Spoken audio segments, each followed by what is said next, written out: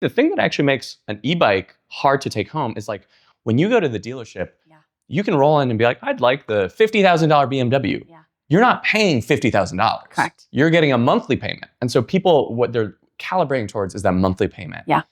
But I know, and I'd love to have you talk about that, is like you have a financing option I do.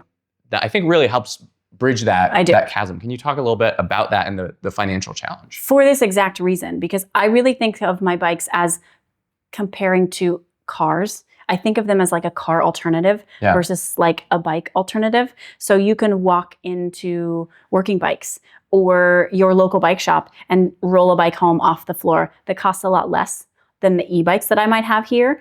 But if you think about this as a car replacement, I believe you should have a monthly payment available to you if you're going to have the bike for as long as you're going to have a car and you're going to use it every day and it's going to be used at the same level that you're going to use a car.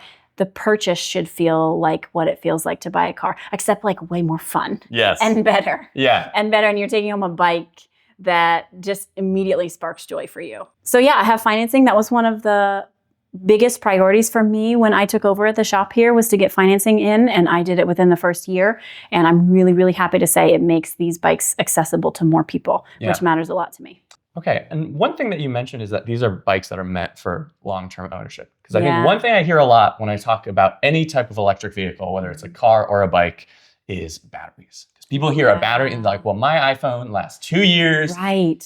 This is just going to be garbage. I shouldn't even bother. Right. Can you talk a bit about the longevity of your bikes in general, but also specifically that battery portion? These batteries are totally different than the battery in your smartphone. These batteries last years and years and miles and miles. I have a bike in the shop right now for service that's 7 years old. Original motor, original battery, many original electronic, all original electronic components. These bikes last for a very long time. Yeah. So unlike your phone where your battery's dying several years after you bring it home and it's decreasing in the battery life, these bikes aren't operating that way at all. There's a lot of longevity here, particularly in when you're done with your bike, it can be passed on to a second family. Yeah. We see bikes all the time that are on their second family and still going strong. So these bikes last a very, very long time. Yeah. Decades. Yeah, and one of the cool things too is like compared to a phone, all of the bikes you sell here have a removable battery. They do.